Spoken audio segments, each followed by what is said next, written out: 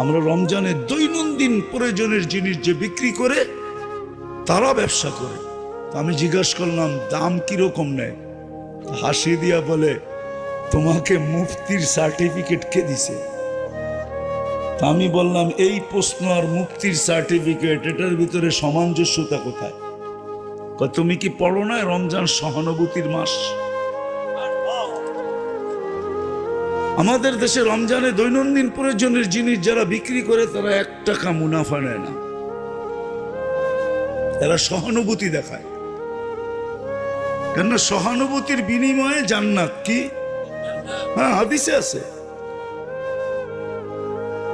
1 টাকা মুনাফা নেয় না। এবার দ্বিতীয়টা শোনেন, আরো মজার। যে বিক্রি করছে সে জান্নাতের আশায় 1 টাকা মুনাফা নেয় নাই, যে কিনছে সে কয়